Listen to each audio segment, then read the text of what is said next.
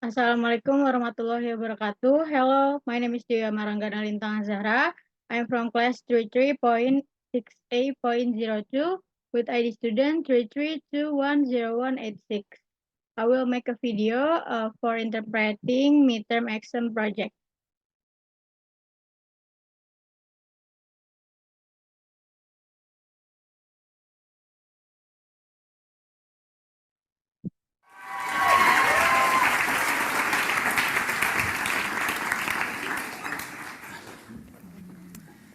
How many of you can speak more than one language? Now keep your hands up if you can speak more than two.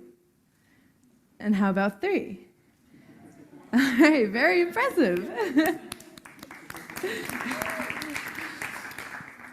But did you know that you actually could have easily learned 25 languages?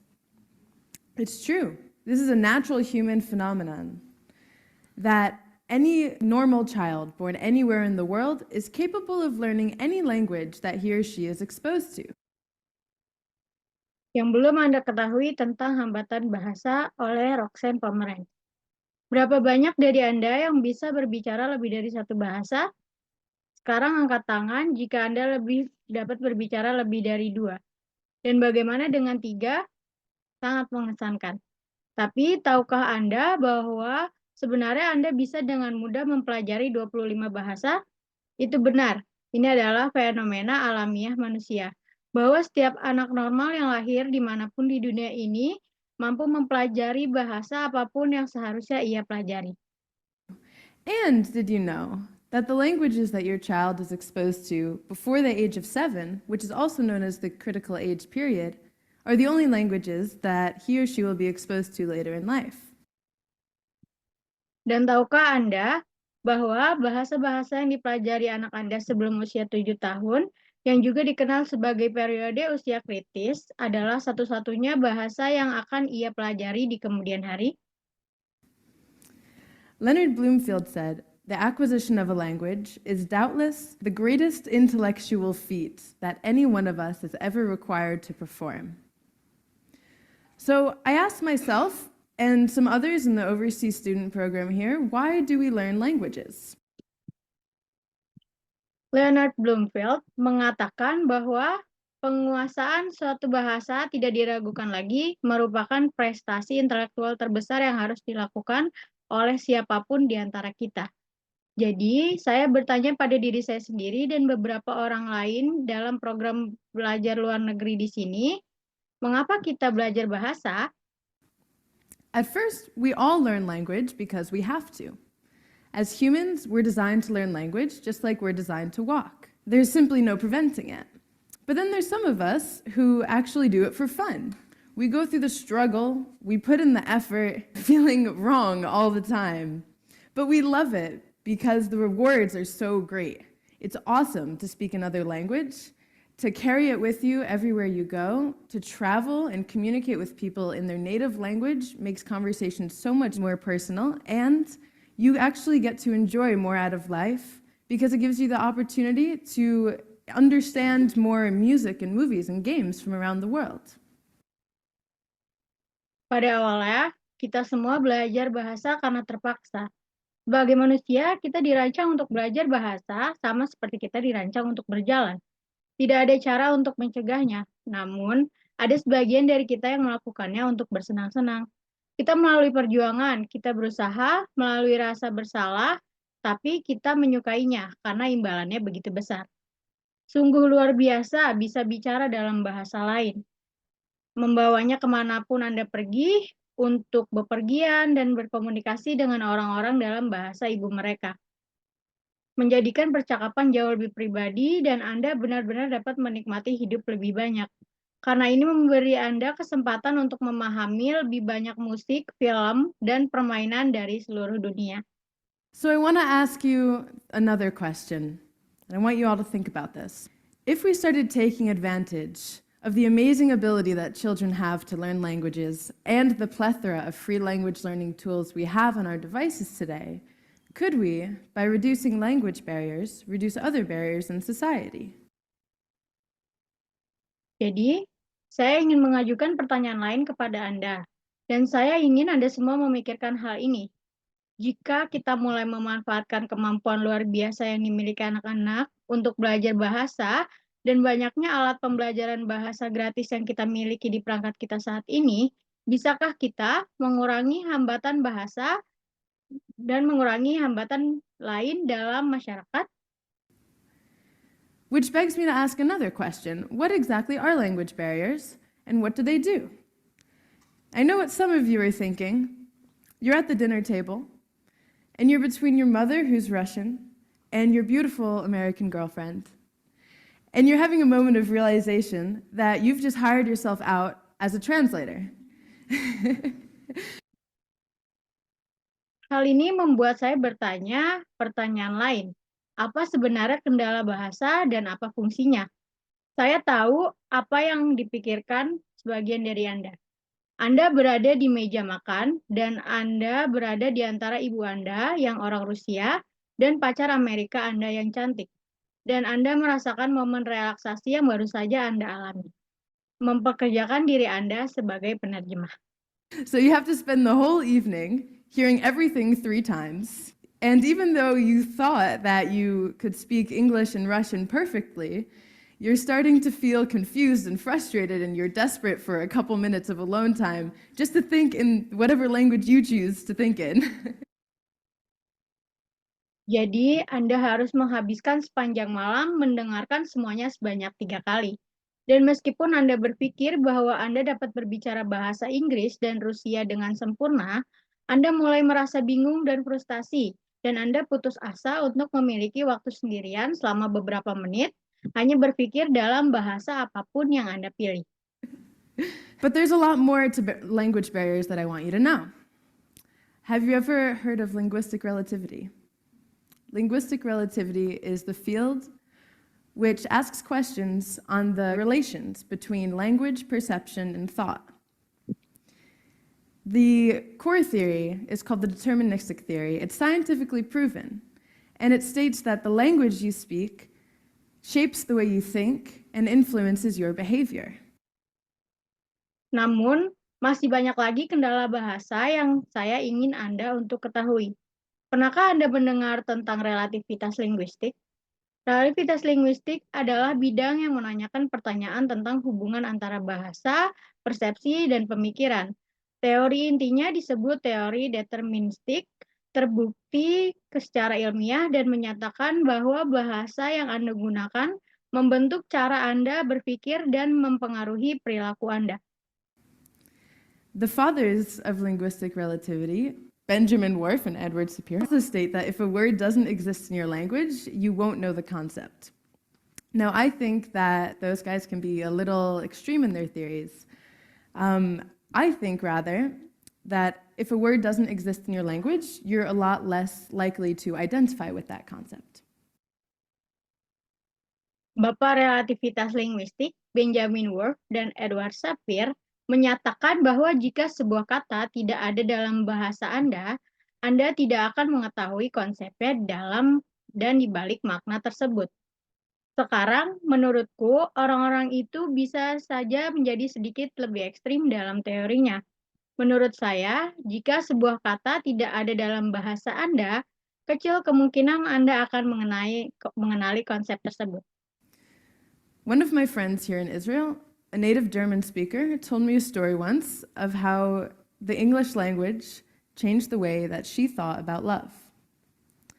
She told me she still remembers the first time she heard the term falling in love, and that she was shocked at the use of the language because she had never thought of being in love as something that happened suddenly and dramatically. And she pictured someone actually falling. And she could feel that, and then she knew that someday she would experience falling in love and not just being in love. Salah satu teman saya di sini, di Israel, seorang penutur asli bahasa Jerman pernah bercerita kepada saya tentang bagaimana bahasa Inggris mengubah cara berpikir tentang cinta. Dia mengatakan kepada saya bahwa dia masih ingat pertama kali dia mendengar istilah jatuh cinta. Dan dia terkejut dengan penggunaan bahasa tersebut. karena dia tidak pernah berpikir bahwa jatuh cinta adalah sesuatu yang secara terjadi tiba-tiba dan dramatis. Dan dia membayangkan seseorang benar-benar jatuh dan dia bisa merasakannya.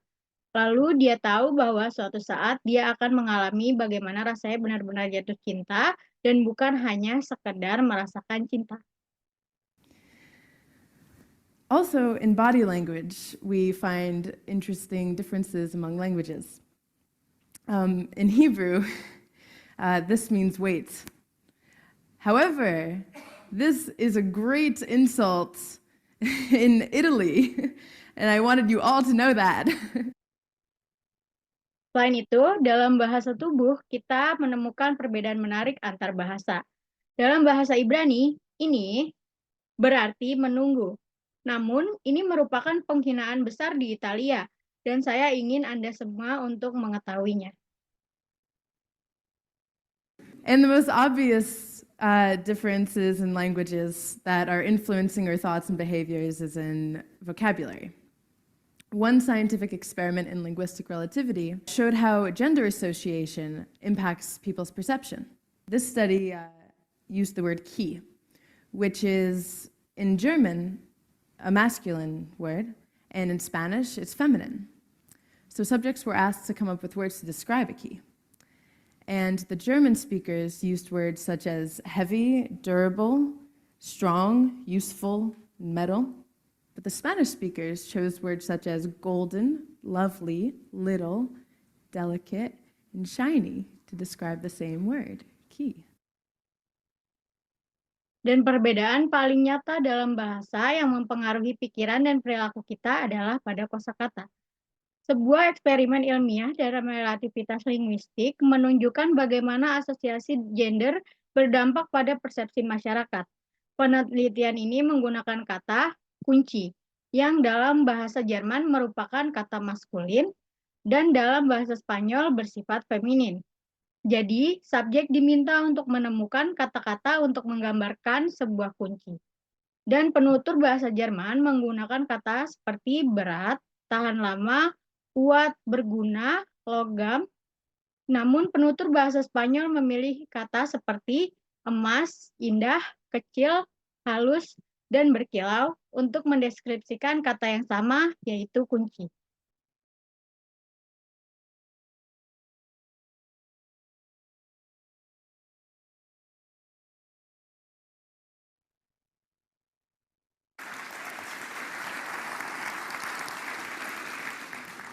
Hi, everyone.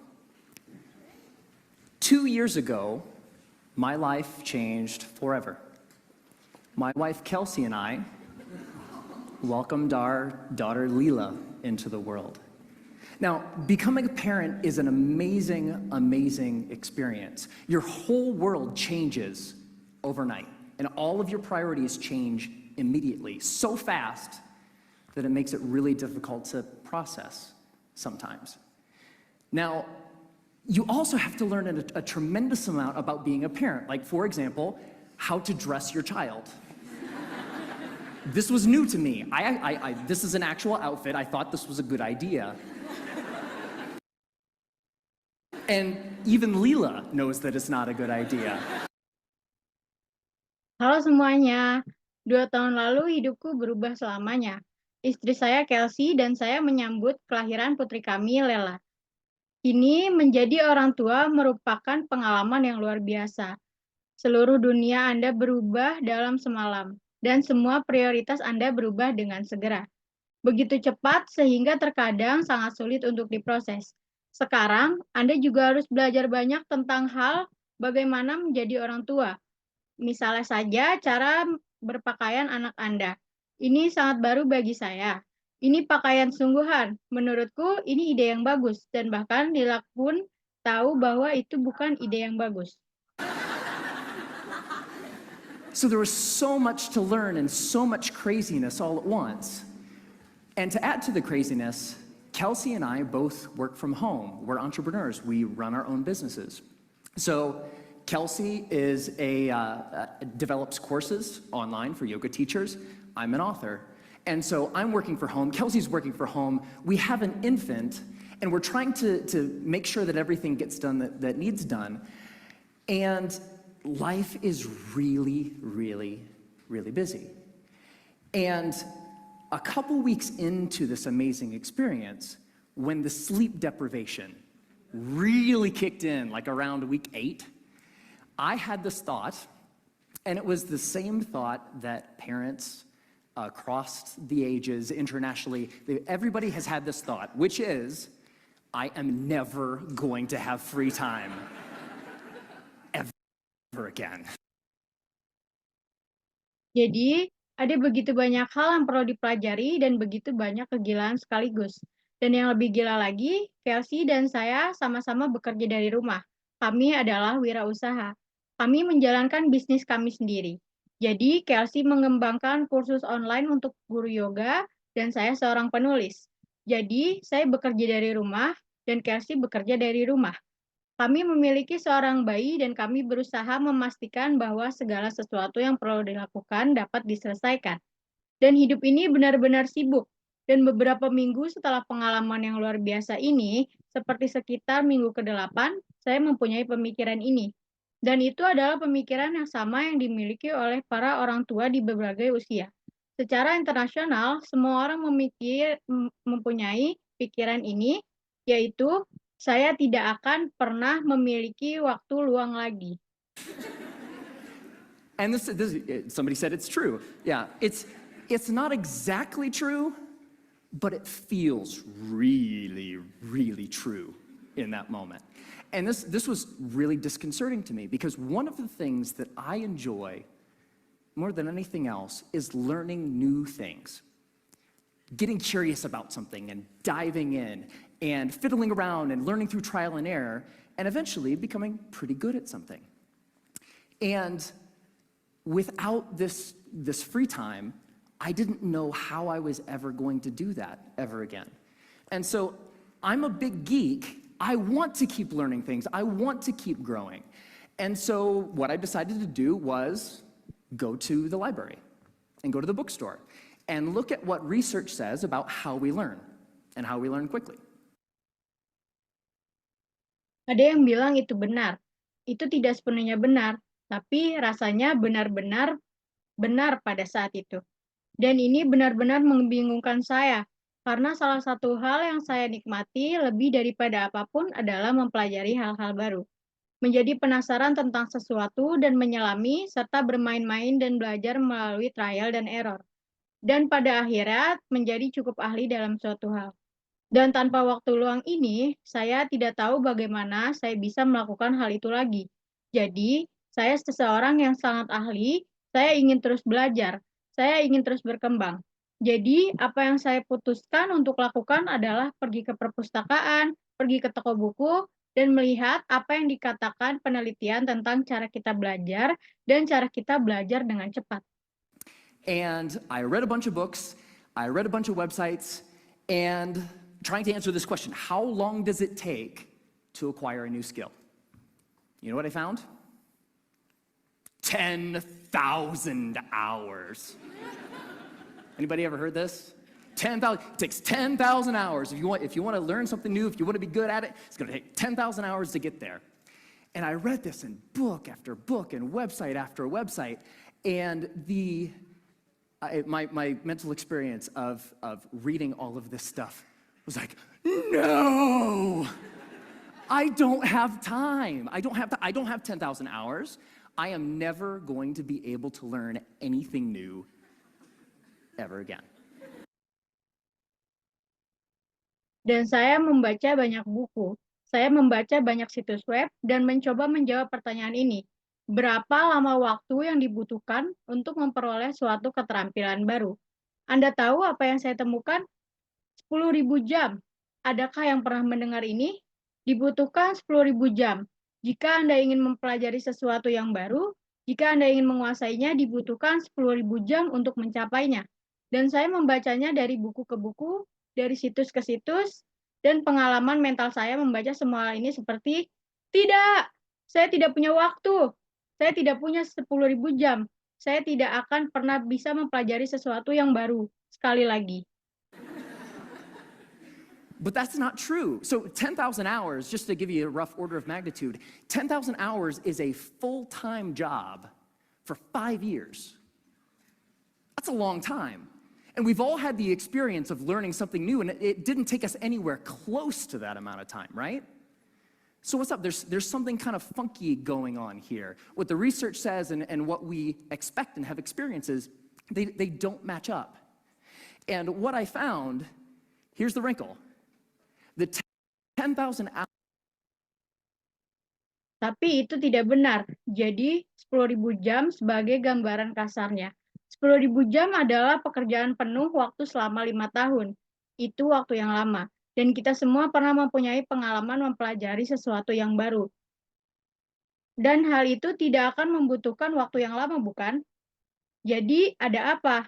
Ada sesuatu yang aneh terjadi di sini. Apa yang dikatakan penelitian dan apa yang kita harapkan, serta pengalaman kita. Tidaklah sejalan. Dan yang saya temukan, inilah kerutannya. Our rule came out of studies of expert level performance. There was a professor at Florida State University. His name is K. Anders Ericsson. He's the originator of the 10,000-hour rule. And where that came from is he studied professional athletes, world-class musicians, chess grandmasters, all of these ultra-competitive folks in ultra-high-performing fields, and he tried to figure out how long does it take to get to the top of those kinds of fields. And what he found is the more deliberate practice, the more time that those individuals spent practicing the elements, whatever it is that they do, the more time you spend, the better you get. And the folks at the tippy top of their fields put in around 10,000 hours of practice. Aturan 10.000 jam muncul dari studi kinerja tingkat ahli. Ada seseorang profesor di Florida State University, namanya K. Anders Ericsson. Dia adalah pencetus aturan 10.000 jam. Dan dari situlah dia belajar tentang atlet profesional, musisi kelas dunia, dan grandmaster catur. Semua ini adalah orang-orang yang sangat kompetitif di bidang yang berkinerja sangat tinggi.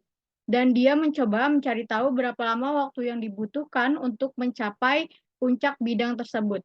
Dan apa yang dia temukan adalah semakin banyak latihan yang disengaja, semakin banyak waktu yang dihabiskan individu untuk mempraktikkan elemen apapun yang mereka lakukan. Semakin banyak waktu yang Anda habiskan, semakin baik hasil yang Anda peroleh. Dan orang-orang yang berada di puncak bidangnya melakukan sekitar 10.000 jam latihan. Now, we're talking about the game of telephone a little bit earlier. Here's what happened. An author by the name of Malcolm Gladwell wrote a book in 2007 called Outliers, the Story of Success. And the centerpiece of that book was the 10,000-hour rule. Practice a lot, practice well, and you will do extremely well. You reach the top of your field. So the message, what Dr. Ericsson was actually saying is, it takes 10,000 hours to get to the top of an ultra-competitive field in a very narrow subject. That's what that means. Sekarang kita telah membicarakan tentang permainan telepon tadi. Inilah yang terjadi. Seorang penulis bernama Malcolm Gladwell menulis sebuah buku pada tahun 2007 yang berjudul Outliers, The Story of Success. Dan inti dari buku tersebut adalah aturan 10.000 jam. Banyak berlatih dengan baik, dan Anda akan melakukannya dengan sangat baik. Anda akan mencapai puncak dalam bidang Anda.